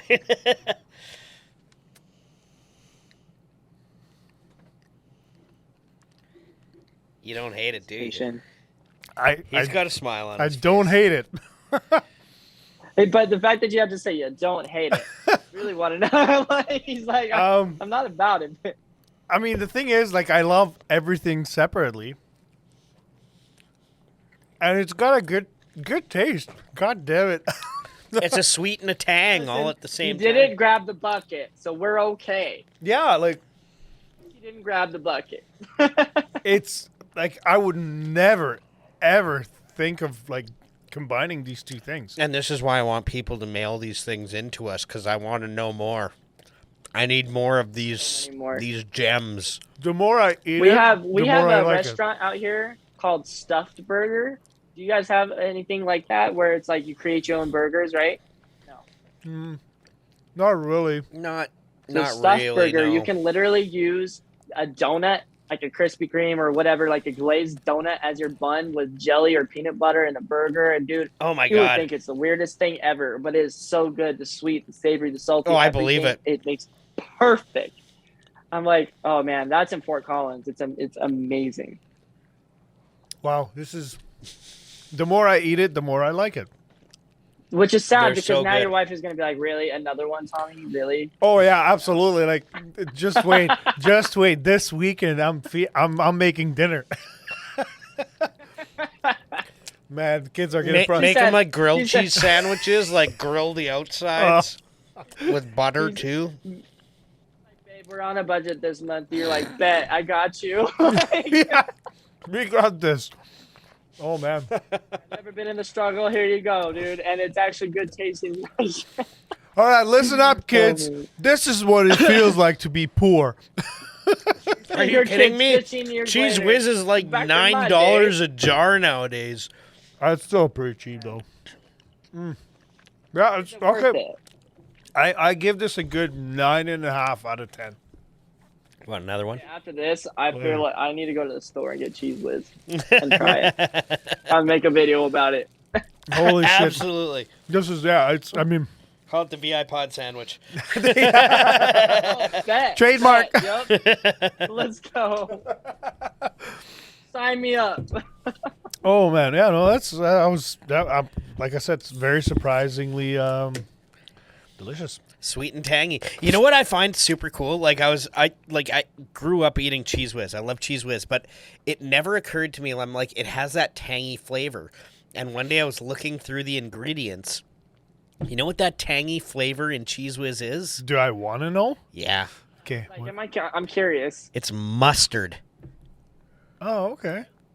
Wow. Yeah. Is it like energy drinks? Because you know the whole telltale. It's about basically the like chemicals. cheese mixed with mustard until it turns into a paste. Yeah. And that's Cheese Whiz. Yeah, that was really good. Something else I can make in my kitchen. Sweet. I'd also like everybody else out there who's listening to try a Cheese Whiz and Jam sandwich and call the confession booth and let us know what you think about it. Yeah, let us know. I love it. Are we crazy or? Let's do it. Well, we need to have a are. We follow-up know with we're this. crazy. Yeah. Well, and that's what I want to know. Like, is it because we're crazy or is it like actually a good sandwich? There's so many things with Sierra that she's like, what are you doing? Like, I've been cooking since I was 11 years old and actually cooking. I was raised by my stepmom and a lot of that was cooking. You know, I was raised by my family, but she taught me that. So we had joke around and we call myself the domesticated house husband. Because I mean, you know, that's how I was raised. And so there's so many things that are weird that we put together and it just goes so well. Yeah. I have to think of one big thing and I'll have to let you know that you guys can try, but you know, there's so many flavors that now I just put shit in there and she's like, how the hell do you do this? I'm the Right. same way when I cook. Like, I don't 17 even different use condiments. recipes. I'm just like, Yeah, no. that looks like a good spice. That'll Yeah. be good. Yeah. Ooh, I like that Smell one. it. Yeah, da, da, da, da. Smell it a little Yeah. bit. It's like, oh yeah, that's good. Yep. She hasn't thrown up yet, so I think I'm in the clear on that.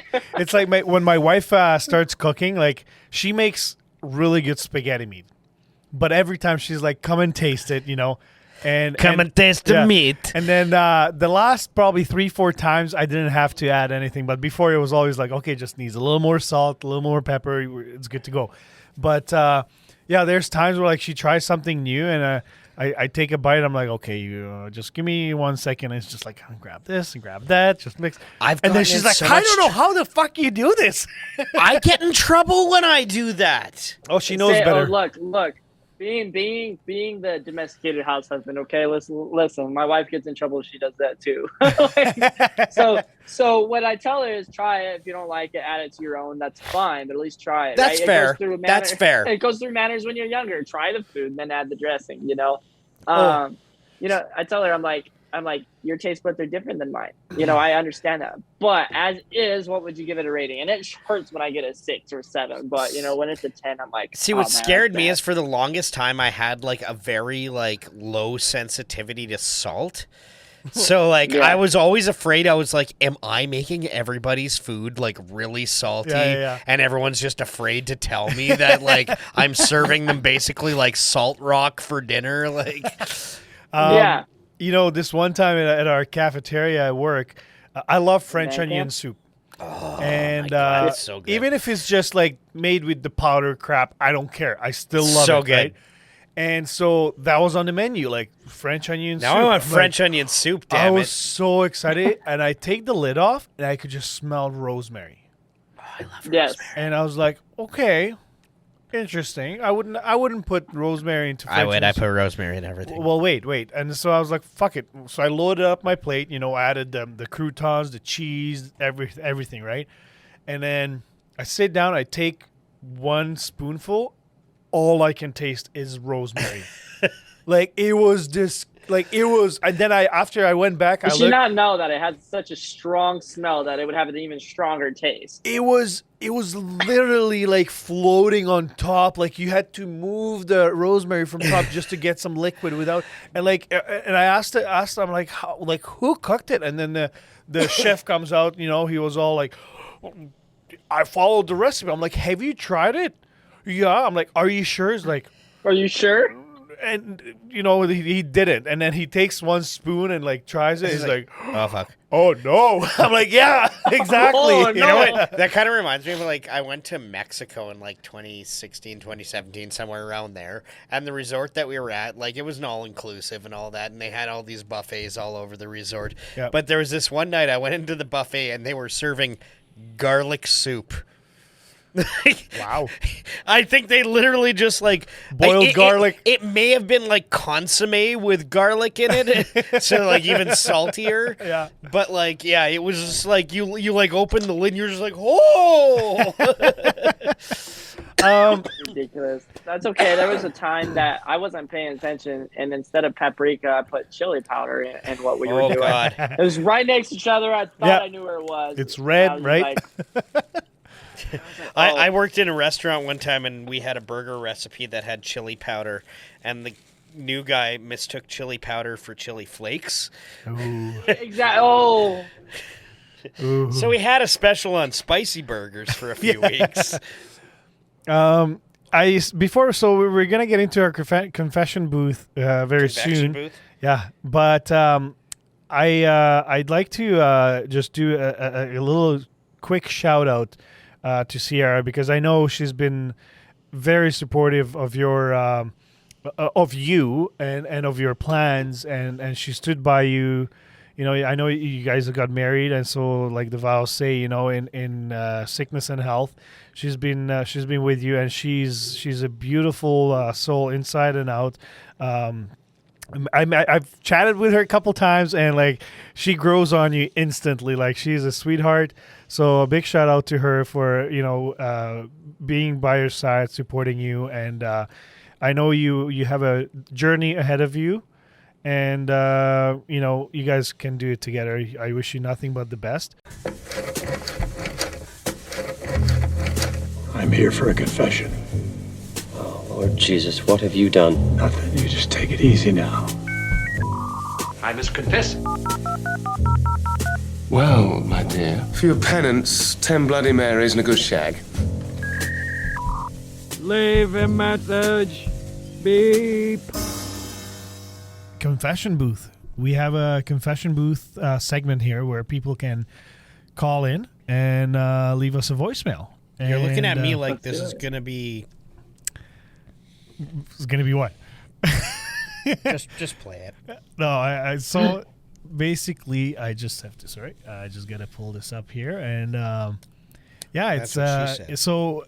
Blake, if you have that, if you find that recipe of your crazy childhood, or something like that, something weird, you can actually leave us a voicemail. Yeah, this is the place That's to call. awesome. This is a place to do it. go to our website, and down in the bottom corner, there will be like a little microphone button, and you just click that, and it lets you record up to 2 there minutes? you go. 2 minutes, yeah.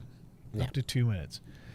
Okay, so we have one voicemail, and the what do you call it? Fuck. The subject of this is "The Price is Right, bitch." So it's from one of our listeners. It's from Donovan, and he's good shit.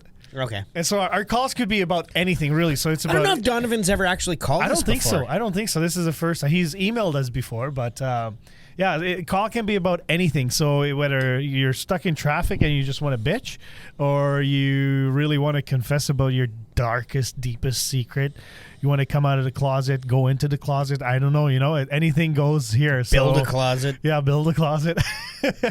So let's hear it. You should be able to hear it, Blake. Hey guys, Donovan here. Just wanted to call, let you guys know season 2 is off to a great start. I've really been digging it lately. The new intro is mint. Nice. I wanted to call and educate Kyle here a little bit. He called in trying to make Bretzky sound like an idiot last week, saying, augers don't go in reverse. And that's bullshit. The ion augers actually have a reverse setting, and all Jiffy augers run counterclockwise, where normal augers run clockwise. So, in fact, you can get an auger that goes in reverse. Kyle only buys cheap augers. Love you guys. Keep up the good work. Loads. Thanks, Donovan. Oh, man. Thank you.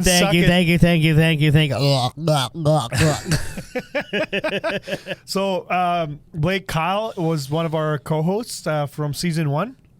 And we go fishing every once in a while and try to hang out. And there's a lot of jabbing at each other going on. So this is a call from follow-up call from last week. I think it goes right back to the first time that we went ice fishing, all three of us together. And you guys sent me to the wrong fucking tent. Oh yeah, so we went fishing, and I just bought a new tent, and but we ended up using our buddy's Kyle's tent, and me and him went out early, and Bretzky was gonna come and join us, and we set up about 100 yards away from that other tent that was exact same tent as the one I just bought. And so he saw the picture of my tent, right? I was like, oh yeah, we're in my tent. Just come right in, right? This is what it looks like. And so we were actually video chatting him as he's walking by, looking at him walking towards the wrong tent. Yeah, and they're like, you're coming right up on it, bud. We see you. We're looking right out the window. We see you. And then all of a sudden he walks up to the door, and this lady opens up like, hello, wrong tent. And this was right at the beginning of COVID, too. Right when people were getting really sketched about being around other people. And I literally, right. I walk up to the door of this tent, and the door opens just a little zip, and this face pops out, and she's like, hello. And I was just like, oh, shit, sorry.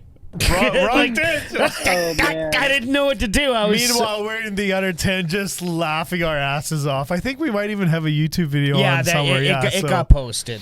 Have you ever been on the phone, though? Have you ever been on the phone and the person, you can't find your phone, and the person on the phone is telling you where your phone is? Because I've gotten to that point. If that's just me thinking, I just ratted myself out. I know, never happened to me. I can't say that. Oh man. No, but never trust two buddies who got to the ice fishing shack before you. That's all I have to say. That's awesome. Actually, do you know what ice fishing is? I do know what ice fishing is. Fishing. Yeah. Can I say ice exactly fisting? how No, we're you not do talking it, about though. ice fisting. Listen, that's our other show. You can call in at never mind. Oh man, yeah. I can't say how you do it, but I can definitely. I know the idea. I've seen it on TV. Yeah, and I guess Colorado gets winters, right? What's the temperature there right now? So I live on the western slope of Colorado, so we get all the high. We're a high elevated desert, so we get all the weather from Utah. Oh, okay. Yeah. So what is the coldest it gets there, even in Fahrenheit? In Fahrenheit, it gets in Colorado. I've seen it -16. Okay, so that's gonna be. What is that in Celsius? That's going to be about minus, I think, about 20, 25. 26, yeah. Yeah. Yeah, so that's about the coldest it gets, and that's like that's Denver. still decently cold though. Yeah. Minus 25 with a wind is cold. Yeah, exactly. I'll at the wind on that. But where I live now probably gets down to about positive 15. It's probably about 15 degrees Fahrenheit, but that's as hot as or cold as it gets. But during the summers, which is what you got to watch out over here, it's dry, and it gets up to about 98 every single day Fahrenheit, and it's ridiculous. It's hot, but Sierra and I are moving to Canada in June or July. So Where in Canada?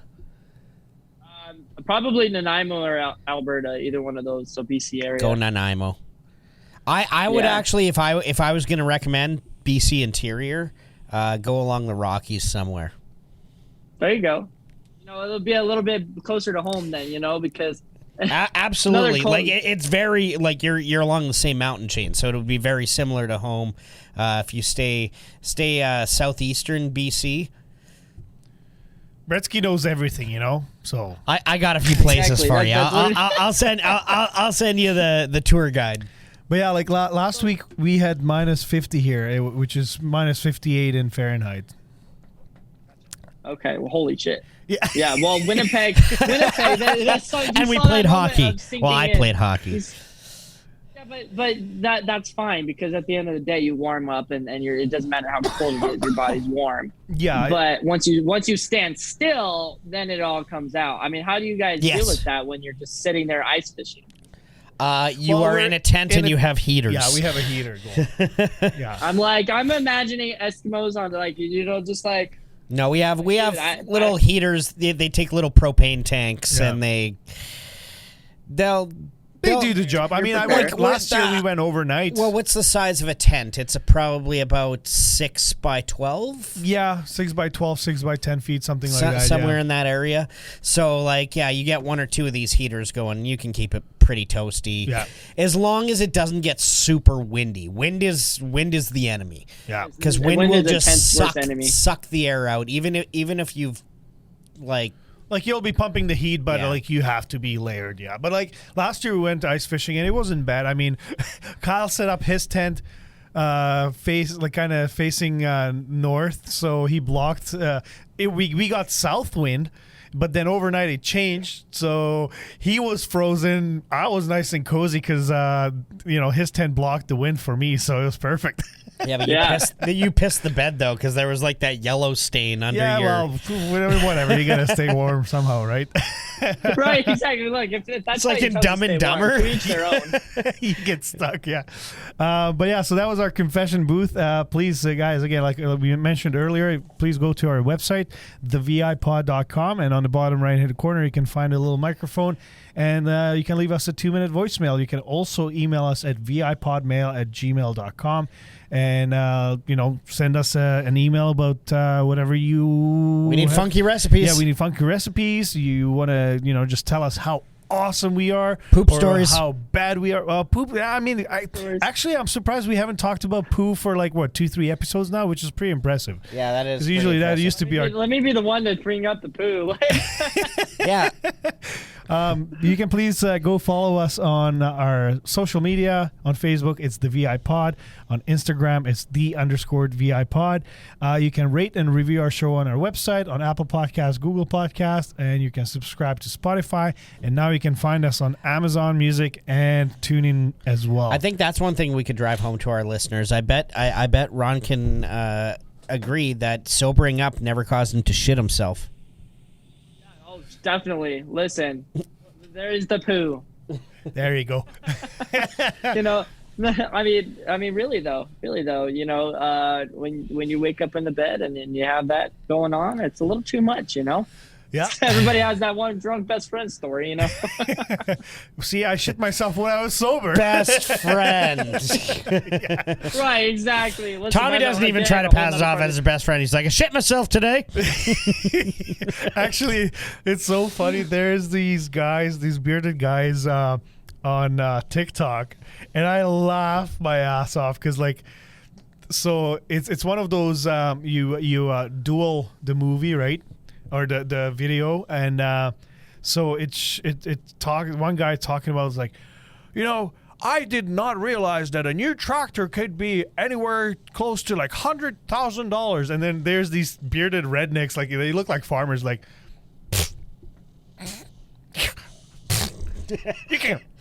you can probably buy a tire for that, No kidding. And then the one guy from the back, all right, I'm gonna go take a shit.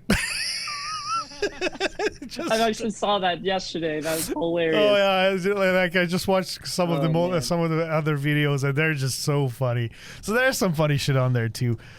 Please follow our sponsors, Safety Net Studio at safetynetstudio.com, and the Pizza Oven. You can order your pizza at thepizzaoven.ca, and please use the promo code VIPod5 to get extra 5%.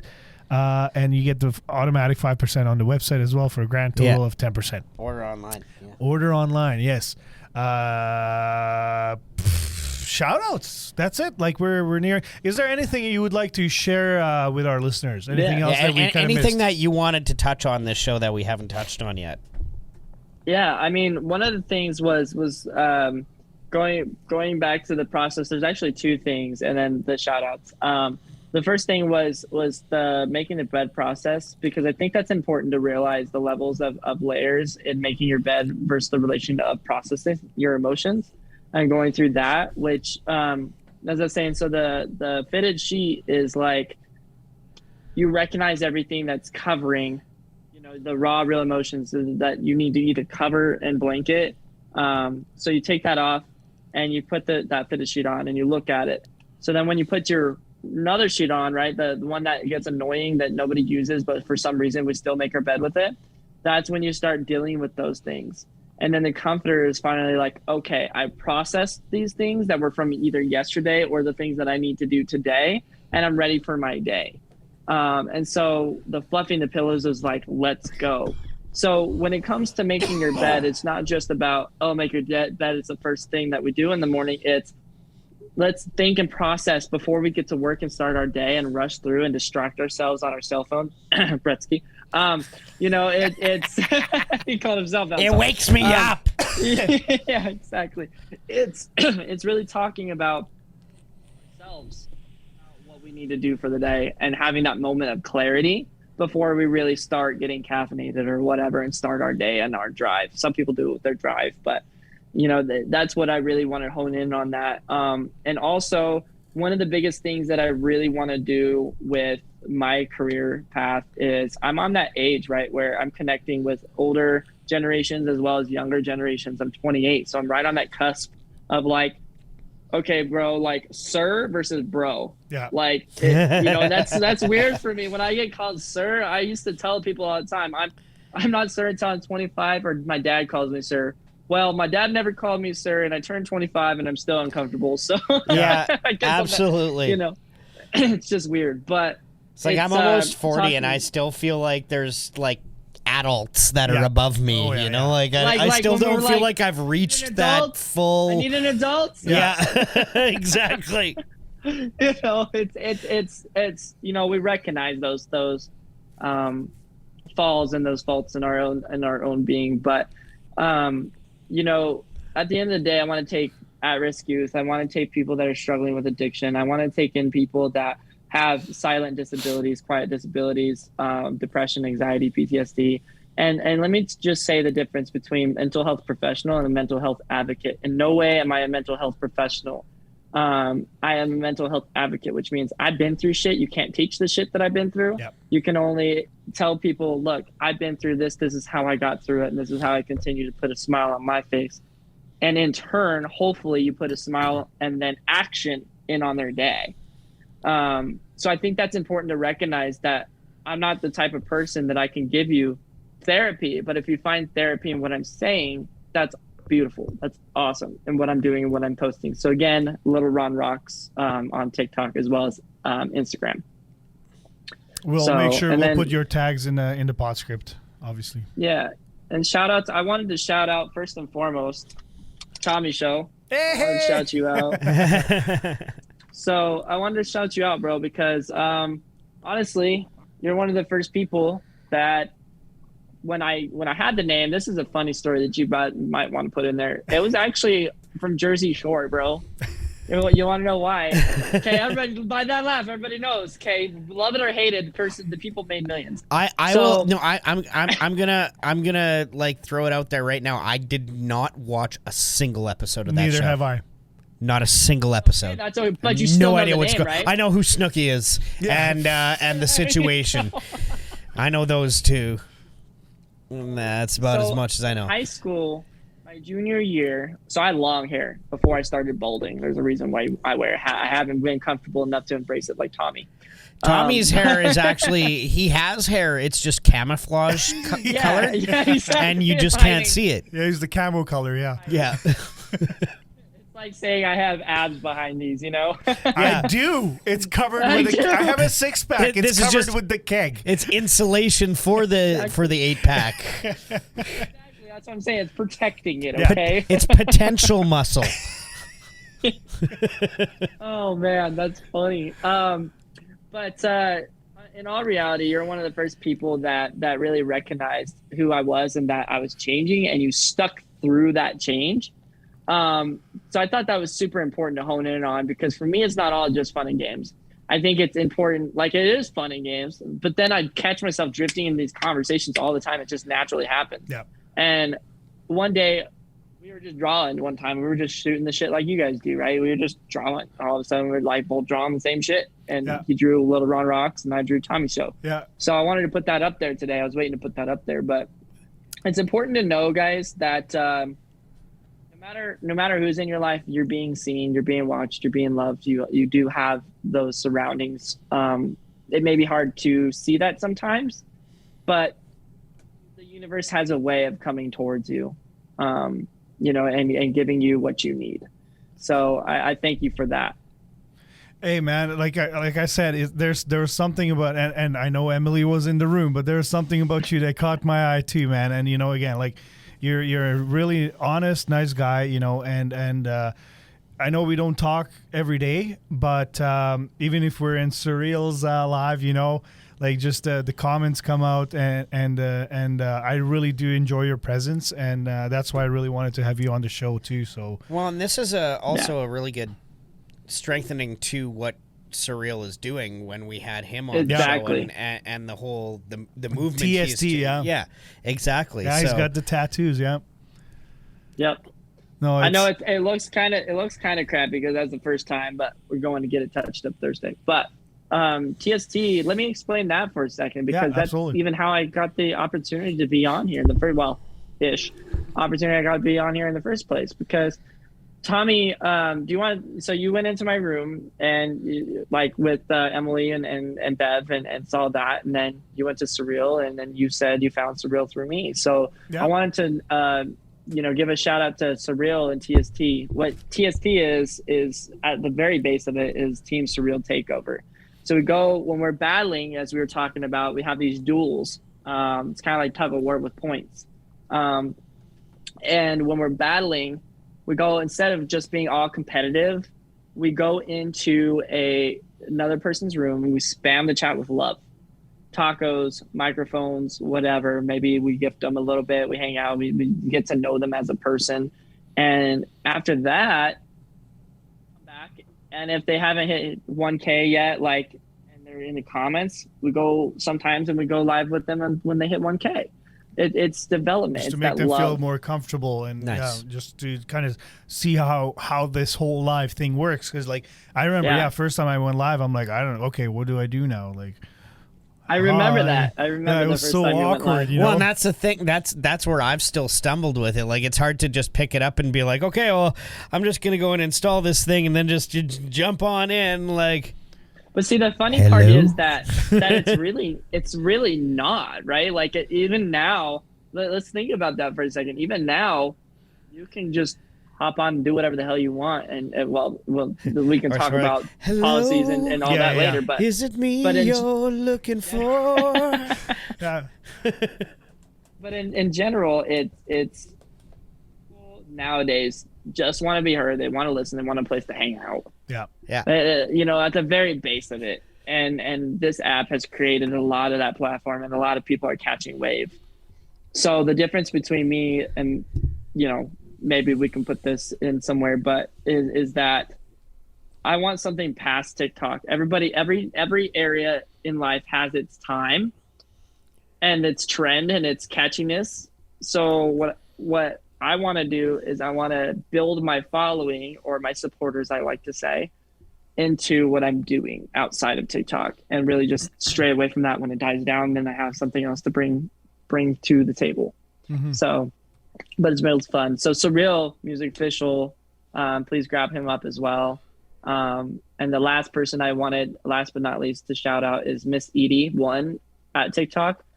Miss Edie, I can't even describe. Have you had the pleasure of meeting Miss Edie, Tommy? Oh yeah. I have a funny story about it actually, but go ahead. Let's talk about that real quick. Let's talk about that. So okay, I've been, once I got to 1K, I was able to go live. And then I've known Miss Edie from, your chats and Surreal's chats and all that. And then next thing you know, I'm like, okay, well, I'm gonna jump in with her. I want to jump in with her and then just chat. And then she does her cards and everything, so she would decline it, right? Because I caught her during those times, and then she would message me like, oh, I'm so sorry, but I was in the middle of something. I'm like, I totally get it. No worries. Like, it's just, if I see you, I'm going to try to jump in. Right. And then eventually she came into my room and we started chatting, and I guess she heard my accent, or even people in her chat. They're like, oh, like, is he Hungarian? Ask him. So she asked me, and I was like, no, but I speak Hungarian. Close. And, very close. But because I was born in Slovakia, but I lived like about 14 kilometers from the Hungarian border. Like, I have family in Hungary, and I speak fluent Hungarian. And he is always very hungry. Can you tell? So then next thing you know, we started actually chatting in Hungarian, and it was like, it just blew my mind. Like, what are the odds, right? And then she gave me a reading, and it was a very emotional reading for sure. She's told me things that there's no way she would have known, and even then she was just like, she switched to Hungarian because she just wanted to make sure that it was sensitive topic, so she didn't want to make me feel uncomfortable necessarily. And but she's a sweetheart. And like, I was like, if I'm ever in Toronto, because every once in a while I go for some trainings, I was like, I gotta go hit you up and just go for a coffee and a dinner and just hang out, because she's just a lovely person. And I fully support her, and the support she shows to everybody is amazing. So one of the funny stories that I had, I don't even know how it happened or what, but we were on live with each other, and when the unicorn filter first happened, or when TikTok came out, or whatever, we discovered the filters. Okay, I was one of the first people in the area of, I guess, quote unquote, well-known or popular people to use all the filters, and I found one that was freaking dope. It was a unicorn. It's hilarious. And her thing is Calvary. Unicorn Calvary, and that's what they do. And so it's so funny because I put that on, we vibed out, whatever, and then all of a sudden I was in the live, and we just both out of nowhere like reach across the room at the same exact time, pull out a microphone, and was like, what you know about that, or something like that. Like, we both did it at the same time, and it was just hilarious. And something so simple can solidify people's bonds. Absolutely. It's just crazy. And so since then, Miss Edie has been not only a spiritual guider, but my mentor as well. She has helped me through a lot of tough times, and not just mentally, but just being motivated myself. Every single person that's a motivator, motivational speaker, business owner, whatever you are, has that person that motivates you in your life. And so she was that for me, as well as Surreal. And so it was kind of funny because I talked just very vaguely about Stu Massengill, and it was a Zoom event or Facebook Live, something like that. But it was a 5-day thing. So you guys, Blake, you're gonna go do that. Without thinking, I just said, okay. Yeah. Nobody's ever look. I'm the guy that's like, bro, you're telling me to do what? No, I do what I want.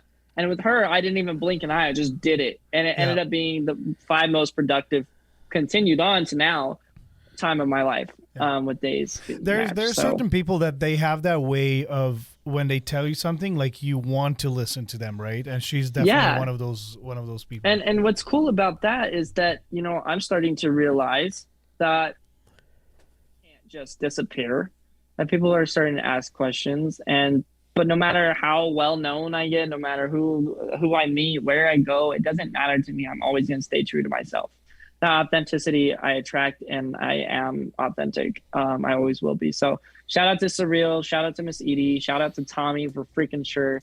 Shout out to Bretzky, man, for dealing with Tommy all the time. I don't know how you do it, bro. Not whoa. If you had to smell yourself for 5 minutes. 5 minutes! Actually, I haven't farted in a long time in the studio. Ever since Kyle left, you stopped farting. I think I was allergic to him. I was say there's no bullshit in the room, right? Oh man, I don't even listen. I don't even know Kyle, but we all have that Kyle in our life, right? So, absolutely, yeah. He's like the male Karen. One of my favorite moments was when the day we were working on your driveway when we were pulling all the stones from your neighbor's. Oh yeah. And then he showed up at the end of the day, and I got a picture of it was Kyle wearing Oakley sunglasses, leaning up against a truck, drinking a Monster. Yeah. And it was just like all the fucking... The only thing he wasn't doing was punching a hole in drywall. Yeah. But all kidding aside, and I hope you know I'm joking, Tommy, but all kidding aside, it's been a real pleasure to be here and meeting you guys. And Bretzky got a TikTok. So that's life-changing. Right. I can't wait to see his fat ass dancing. That's gonna be my whole TikTok. That's a video we need to see right now. Let's take a bet on how long it's gonna take for him to get bananaed. Like a day? Not even. I don't know if I even want to know what getting bananaed means. Banned, basically. Like you get kind of shut down for a week or whatever. You get put in jail.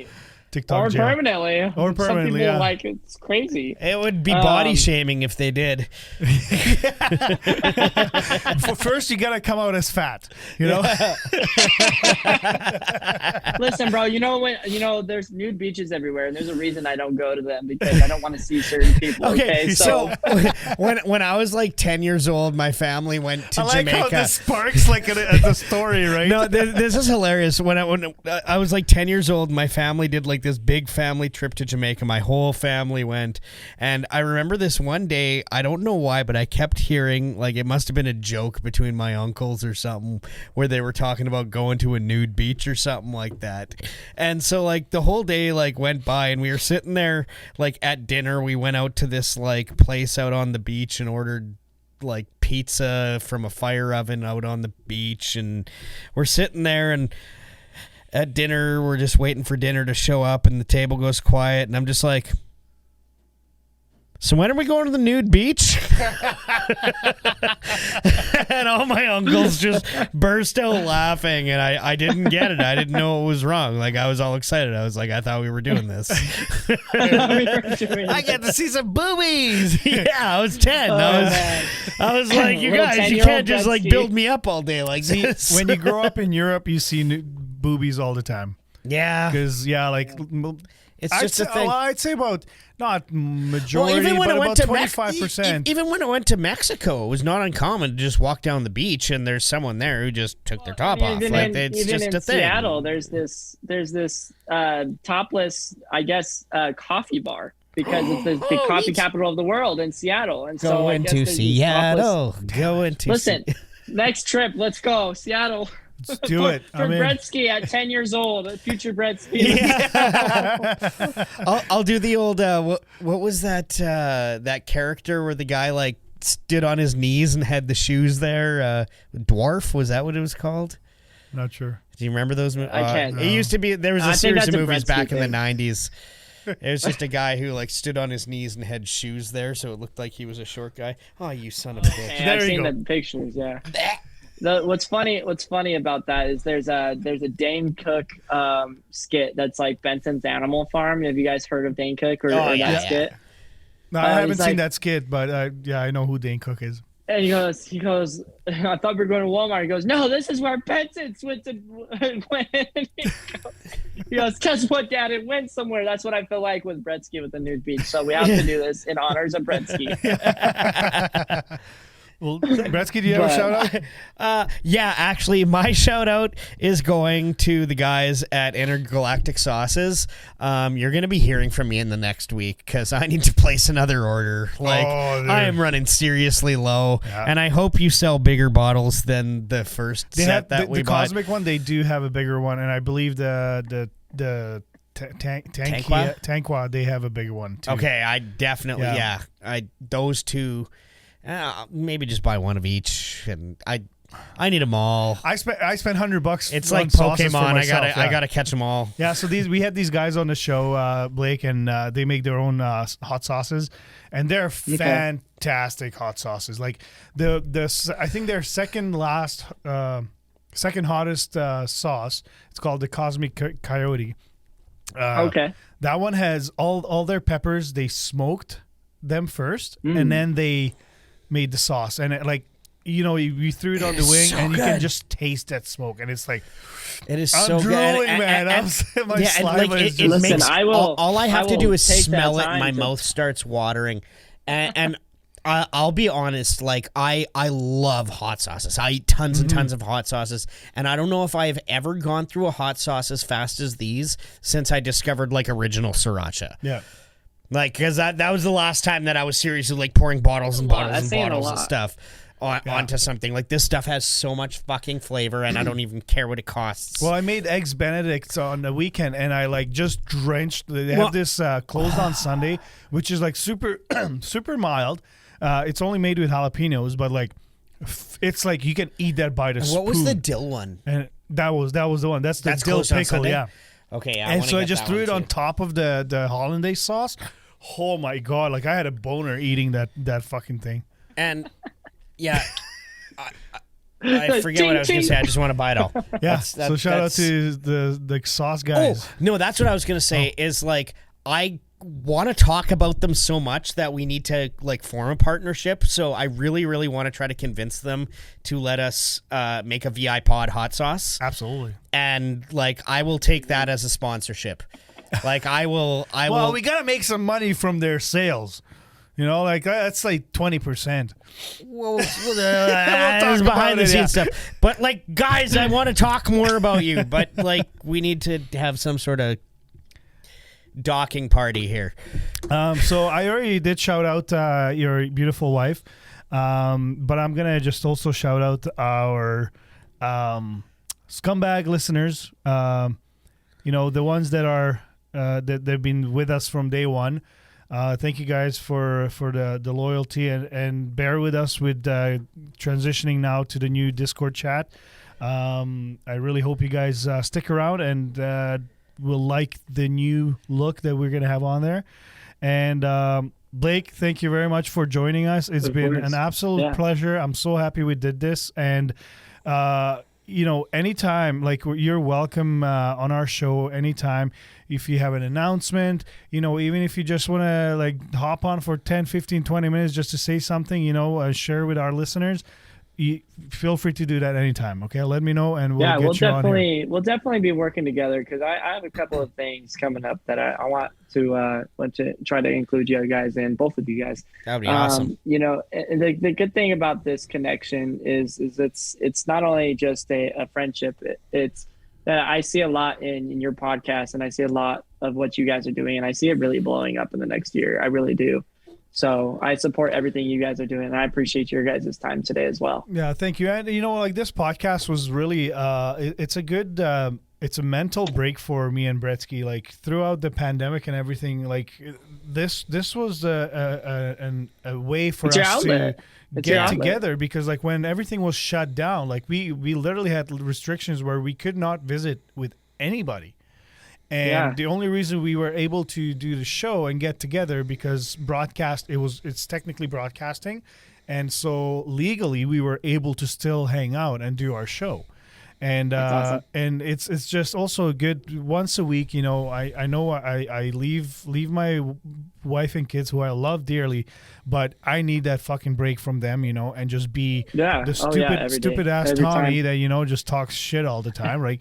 But because I just need to recharge my batteries a little bit. So it's really good for my mental health just doing it. I don't care if it's one person or 20 or 100 people listening, you know, we do this for fun. And you know, I think our plans now that we're doing these guests every time, we're really hoping to grow our numbers, but we love the connections that we're making. So yeah, it's been a lot of fun this season. I've really enjoyed the diversity of the episodes. Like, it hasn't just kind of been look, as much as I love the poop jokes, it hasn't just been 5 continuous episodes of poop jokes. Like, we've actually had something really different to talk about with every episode so far, and like we're booked for another month and a half or so. Like, we're booked almost till end of March. So like it's really exciting to see like what kind of content we're gonna be able to just keep on pumping out. Yeah, it's been a lot of fun. That's one of the key things is that something really blossomed out of the things that you were doing. Were you guys doing the VIPod before all this stuff happened? So so you have to really go back to listen to first episode, but then we also had like an underground podcast that was only aired for like a very limited amount of people. So maybe, yeah, I would say 15, maybe about 20 episodes, maybe. I think almost 30 actually. Yeah. Yeah. But wow. But yeah, it was you know, and it started out as a joke, literally. Like, we were part of this VIP group for another podcast, and we started an Instagram chat, and like you could only have 32 people there, so we're like, fuck, we gotta find a bigger room, you know. So we went to Discord, and we happened to go on a hike, just me, Bretzky, and our female co-host Nomad. And we just took some pictures and just sent it in the chat, like, "Hey, what's up, bitches?" And they're like, "Oh, what? You're gonna start your own podcast?" We're like, "Fuck yeah!" No. What it was everybody was talking so much in there that there was one day that I was just like, holy fuck. That's right. I was like, holy fuck, we're gonna need a podcast just to like be able to recap everything that goes on in here, in so the that chat. so that people don't have to spend like 2 hours a day reading just to catch this up. And then I was like, hey, Tommy and Nomad, what do you guys think? Yeah. And we kind of like were like, ha ha ha, yeah, that sounds good. And then like we went on a week or two later, we went on that hike, and this hike was an open invite for like anybody to show up, but ironically, we were the only 3 who really showed up, and they were like, oh, we should like get together another weekend and just like record ourselves fucking shit talking and pretend it's that podcast. And then next thing you know, we're doing it on a weekly basis. Yeah, we did it once, and everyone was like, oh, that was funny. When's the next one? And we're like, okay, we'll do another one. And it just like kept, and like I guess if you add them all together, we're probably nearing 100. Oh, we're oh wow. Yeah, like we're very pushing close. close to 100 now. Probably we're 80 90. Yeah. I think that's important for not only the diehard listeners but new listeners to remember, you know, where you guys came from. You know, just like it was a part of your story. Hopefully, but it's not some the of whole those old story. episodes never come up because Listen, it's out pretty there. bad. they may It's not out have there. aged so well. Yeah. All right, man. Well, again, thanks again for joining us. Wish you nothing but the best, and I'll see you around on TikTok. We'll see each other probably about an hour or so. Yeah. Who are you kidding? We got it. Well, yeah, I gotta get to work, but then as soon as I clock in, yeah. And if my bosses listen to this, well, go fuck yourself. Bye. Bye. Thanks everybody for tuning in. We love you. Fuck you. You guys have a good night. All right, take care. Bye. See ya.